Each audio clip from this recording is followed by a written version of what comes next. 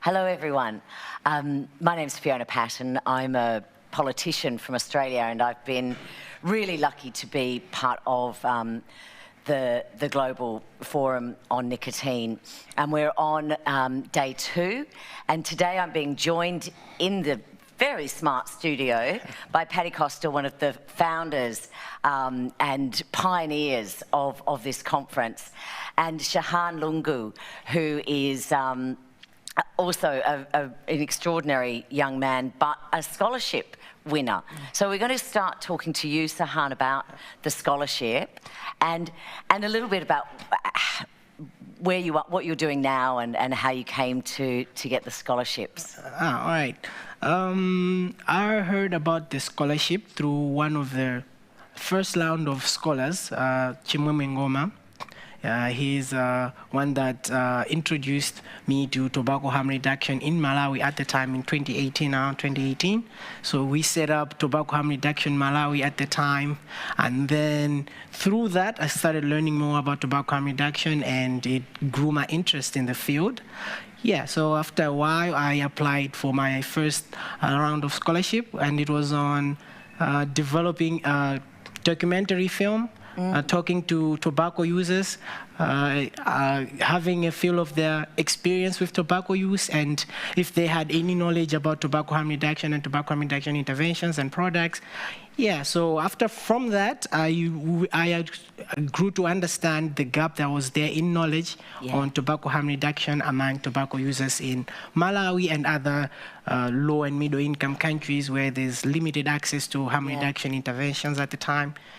Yeah, what are the smoking rates in Malawi? In Malawi, there's close to 1 million people smoke in every day, and around 5,000 to 600 people are affected by tobacco-related morbidity almost every year. Wow. Yeah. So was there much knowledge of tobacco harm reduction? No, there wasn't. Yeah. For most of the people that we talked to, it was their first time hearing about tobacco harm reduction interventions. They understand that tobacco use, smoking combustible tobacco cigarettes is dangerous for them. Yes. But then most of them try to quit, but then they find it difficult to quit, and then they don't know where they can access, or they don't even know if they have options that are available for them to help them make the switch or to quit using combustible tobacco cigarettes. So it's kind of still quite of a challenge. Are some of those safer nicotine products available in Malawi? Yeah, they're available, but not in the greatest amounts. Like for you to access them, they are too expensive for a lot of people. They can't afford that. Yep. For a country where still with a lot of people that live below the poverty line, it was like spend less than $2 a day. So it's very difficult for them to afford an e-cig or a vape device that may go for up to $100, for instance, to access for them. Yeah, that's right. And I'm imagining that tobacco is quite cheap in Malawi, seeing as it grows there. Yeah, for them it is cheaper to buy a cigarette, for a combustible cigarette, because some use hand-rolled tobacco cigarettes. They will just, straight from the farm, just dry the tobacco leaves, they throw they'll roll their own tobacco, or they'll buy cigarettes. Cigarettes will go for as less as less than 30 cents, or maybe 10 cents. 10 cents. For a pack. Yeah, for a pack can go for like $1 for a pack of 30 cigarettes. So, yeah, which makes things like safer nicotine products a real challenge in low to middle income countries. So last night they announced that you were one of the scholarship award winners. What will you do with the scholarship? Yeah, I'm trying to enroll into the Malawi University of Applied Sciences and Business and Applied Sciences. I want to study health and behavior change communication. A Master of Arts in Health and Behavior Change Communication. And because I'm really looking into understanding the health behavior mechanisms that may influence a tobacco user to change from using unsafe tobacco usage to safer forms of tobacco, looking at this, both interventional and psychosocial factors that may affect all of that. Fascinating. Oh, well, I can't wait to see you next GFN to find out more about this. Paddy, I'm imagining, as with many things that happen at the Global Forum for Nicotine, this was your idea. the scholarships? It was an idea that we came up with as a group, the staff team. Out of every tragedy, something good comes, and we lost a very, very valuable and much appreciated colleague last year to cancer. And we approached the funders, the Foundation for a Smoke-Free World, who fund the scholarship program, because we wanted to make some special awards in memory of Kevin Malloy. And they were very, very generous in enabling us to make 3 fairly significant awards for 2 years. So that people didn't just get a taste of what tobacco harm reduction is and then go off and do something else, but this is actually enabling people to build a career. We're building the next generation of tobacco harm reductionists, and I think it's something we're immensely proud of, and I think we're entitled to be quite proud of. Absolutely, Paddy. And I know that this year's award recipients of the Kevin Malloy Scholarship come from Nigeria, Malawi, Afghanistan, so all low and middle income countries. Is that part of the scholarship's objectives, to focus on those countries? The scholarships are a competitive, it's a competitive process that people apply for it, and we judge it on a base of a number of criteria. But obviously, the need is greatest in LMIC, because in LMIC, if you take the World Bank classification, it's 80% of the world's population. And what you're also talking about probably is 80% of the world's smokers. And what we want to do is we want to target they're not massive resources, but what we've got, we want to target at places that they'll be best used. So, yes, I suppose there is a targeting of it, but, you know, it's open to everybody. And indeed, the application process for the scholarships generally will begin, I think, in late September, early October this year.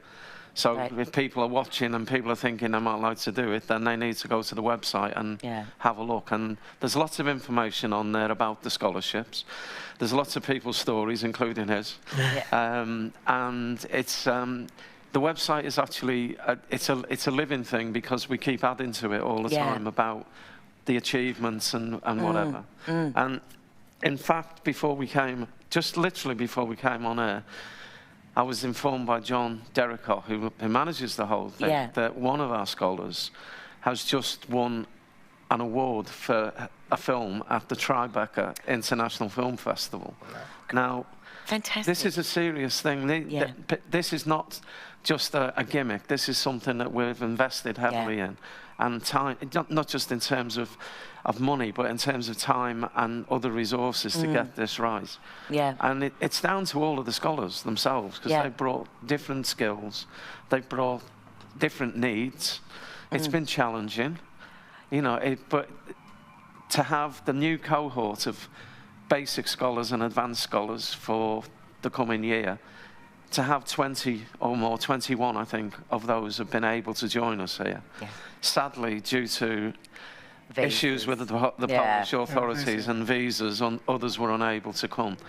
I think we have to forgive the Polish authorities to some extent, because they are dealing with a crisis across the border as well at the moment. Absolutely. But it's great to have people here, and they contribute. They don't just take from the conference; they're contributing to it. So. And I think, Suhan, we were on a panel. You were asked to speak on that panel. It's a bit like today. Panel with about just we're doing it to you again. So with like 2 minutes notice, you were asked to speak on a panel around consumers' voices, but also around the World Health Organization and COP10. And you know, and I think we've been talking about World Health Organization a lot, and at this conference this time. And where does Malawi sit? Like, I know that, you know, tobacco harm reduction is not something that the World Health Organization is promotes or even actively discourages, even though it's in their treaties.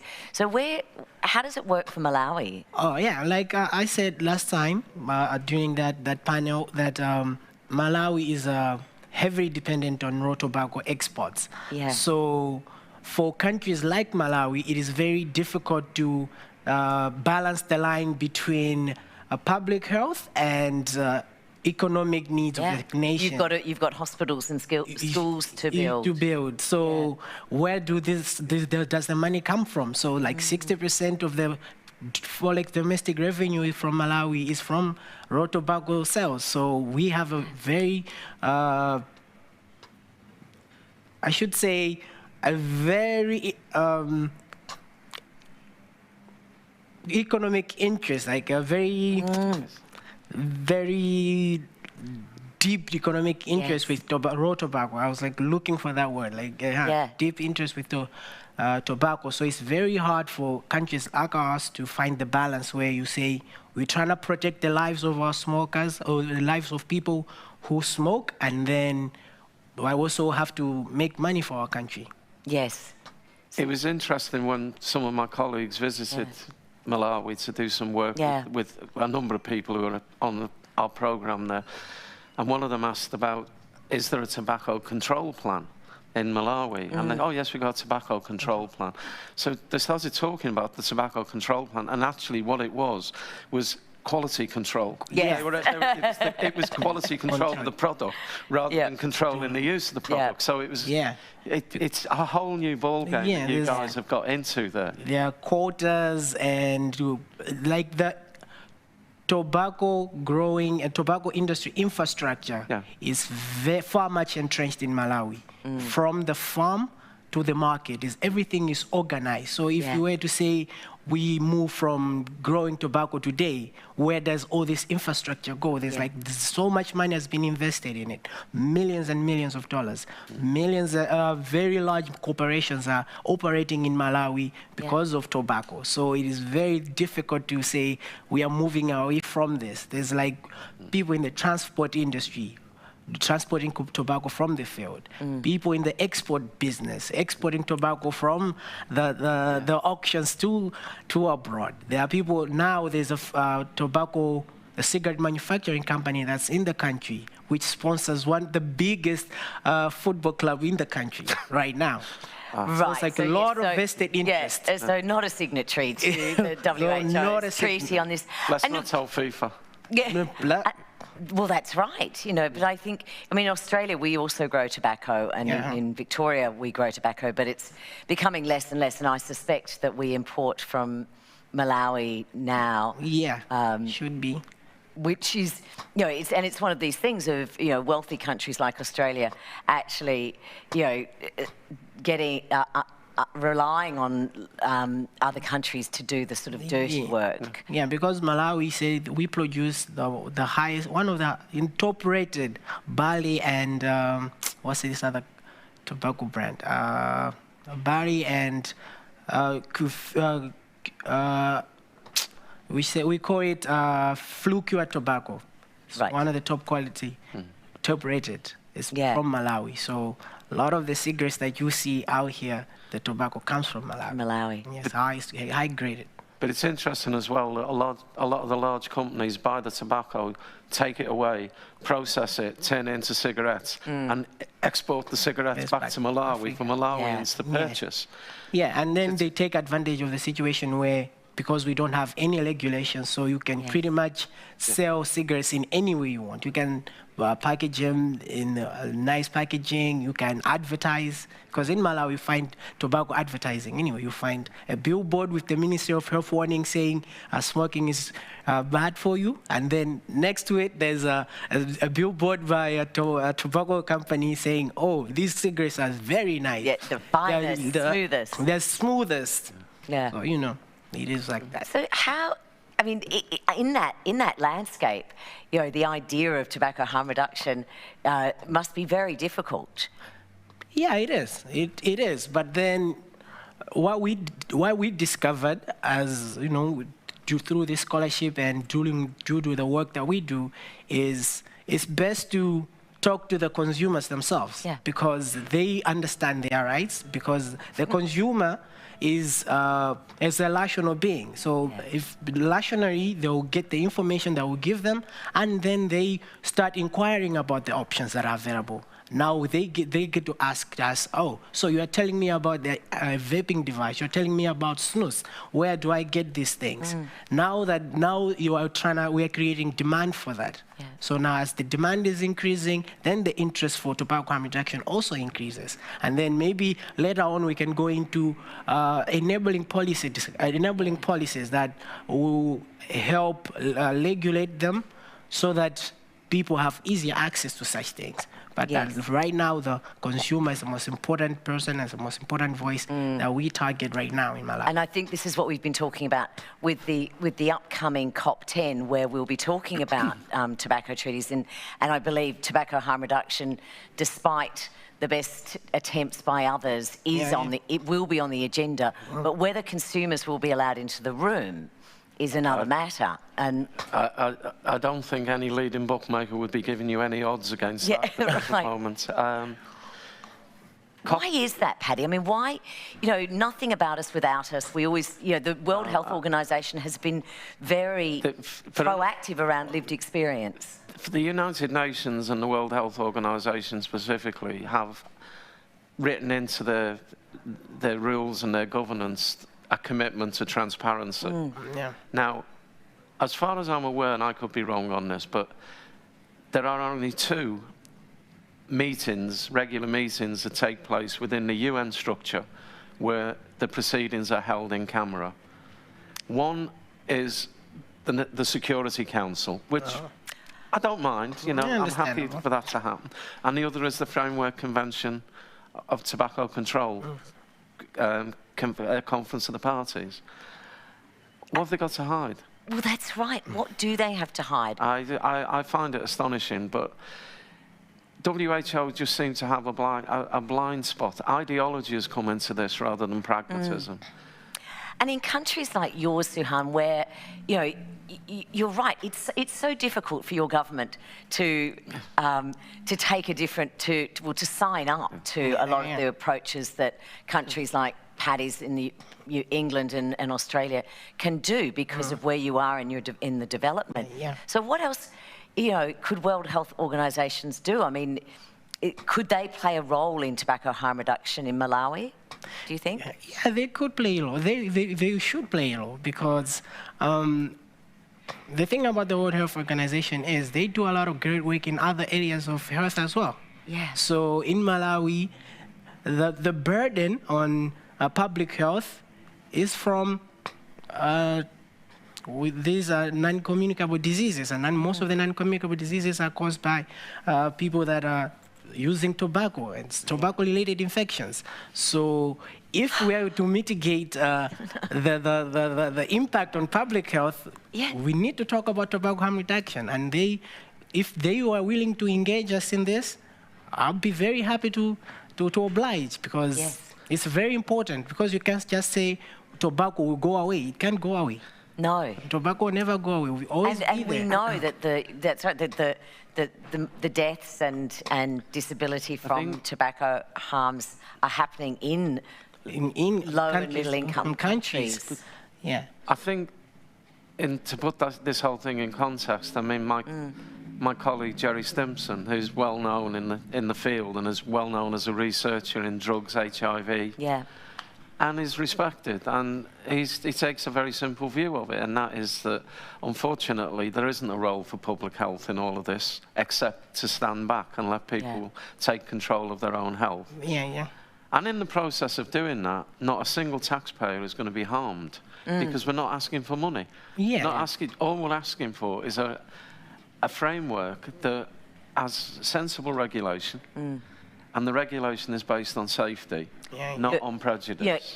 The thing is, it's actually, I mean, in Australia, there's 2 things. I do, and I mean, we know that, there's one issue that the Australian government still makes a lot of money from taxes, and very high taxes on our tobacco, which is making it unaffordable to most expensive people. Cigarettes in the world. Wow. Great, winning. But it's led to a huge black market. It's led to a criminal involvement now in the tobacco space. but also we've criminalised and prohibited safer nicotine products. And if you were cynical, you'd say, well, that's to protect the tax income from the smokers. If I try and be optimistic, it's just it's misguided, and it's misguided because the World Health Organization is telling us one thing, and that gives our health officials a sort of I guess a leg to stand on. But from a taxpayer's perspective, it makes economic sense to be reducing the harms of tobacco. Because we know that the harms of tobacco cost us millions of dollars every year, if not billions of dollars every year. The problem is short-term thinking, because the impact of tobacco harm reduction, if it was implemented in a proper way, is going to be felt a long time in the future. And most politicians, with some exceptions, have a very, very short attention span. Yes, that's right, till the next election. And I think that the other thing with I sent you, I think, a wonderful article that was written by a previous Michael Russell orator called Ron Dworkin. And he's an anesthesiologist and a bit of a philosopher. And basically he said that harm reduction is very hard to sell to politicians because it's pragmatic, it's not an ideology, and you can't distill the concept into a 3-word slogan. And I think that was actually, this is where we're having the difficulty, because, but what do I need to do? How do we do this? We don't do anything. That's the whole point. Just leave it to people to do. And I think, in my country, it's a very binary argument. You're either for tobacco or you're against it. You can't, there's nothing in between. Nothing in between. Yeah, there's no nuance to it. Where you look at somewhere like Malawi. Actually, I wanted to ask you, given that there's so many crops there, do people use tobacco in other ways other than smoking it? No, no other way. Just smoking it, and then maybe if you are using traditional smokeless tobacco, most of the women in Malawi, they believe maybe it has some healing properties. Oh, they'll use it to calm their nerves. So right. Well, I think there's a panel on after lunch on the benefits of nicotine, so they might be onto something. So it's like, oh, maybe when I get a toothache, I'll use a little bit of tobacco so to numb the senses, something like that. When I'm feeling anxious, or they believe maybe it cures symptoms of arthritis for some. Yes. Yeah. So this is interesting compared to Sweden or Norway, where we've got high levels of snus use amongst the men, but not the women. So you've got high levels of smokeless tobacco amongst the women. Yeah, so that's why when I was doing my second scholarship project, I focused on women who use smokeless tobacco. So I felt like if they're already using traditional smokeless tobacco, which is regarded dangerous, what if they maybe made the switch to another form of smokeless tobacco, which is safer, which is snus? So most of them were very receptive of the idea because they understand utility value. That's why I was saying tobacco users are rational beings. So if you give them a very rational argument, they are willing to accept it and they are willing to adopt things that will help them. Because everyone wants to live. It's a right for you to live healthy. Absolutely. I think, and this is, the tobacco companies are listening to that, basically. Their consumers don't want to die from cancer. What industry, in its right mind, would kill 50% of its customers? No. It's not good business. It is not. And I think, I don't think that the large tobacco companies have suddenly become philanthropic organisations, but they're very, very conscious of a business model.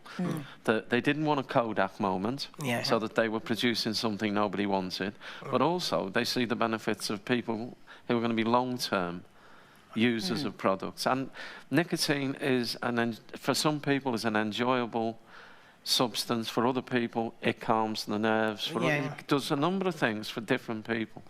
And there is absolutely no imperative to quit. If you want to quit, quit. But if you don't want to, use safely. And, most people in their daily diet are consuming nicotine. Do you eat tomatoes? Do you eat aubergines? This is a naturally occurring substance. It's not. It's no more harmful than caffeine. And no one's saying we should close Starbucks. And I think it's, and this is I think this is the issue that so many of us are struggling to get through to our legislators, that, you know, vaping is not smoking. You know, it is the tar, and when you separate the tar from the nicotine, the nicotine is, you know, a very different health issue and a probably a much less important health issue than the tar that is happening when we combust it. Yeah, the independent studies are there to prove that nicotine or alternative nicotine devices are safer, 95%, and then for snus they say it goes as high as 99%, I think. So. Well, we're all familiar with the cliff of risk. You burn something, it's not going to be very good for you, and then you drop off to a slightly less steep decline in the levels of risk because of the different products. And I mean, you know, you go down to things like snus that are probably less than 1% risk. I think we're running out of time here. But, you know, it's just, it's great to talk to you, and congratulations on getting the scholarship. Paddy, thank you for doing these scholarships, because I think it's remarkable, and it's, you know, we know that quite often low and middle income countries and scholars and people like Sahar struggle to get the access to do this quite interesting work. Well, since we started it, we've had now over 100 people go through the programme. And an interesting byproduct of it has been that a large number of those people came from different countries in Africa. But the whole tobacco harm reduction Africa, as opposed to individual countries, there's a lot of work going on. I mean, there's guys in Kenya working with the guys in Malawi and in Nigeria. So it's not just one part of Africa, it's across the piece.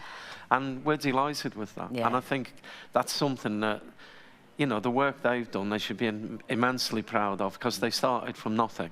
Started from a zero base, and what we've got now is absolutely... It's and incredible. We want to replicate that. I know, and I want to, you know, I don't know what odds your bookmaker's going to give me, but, you know, COP10 is coming up next year.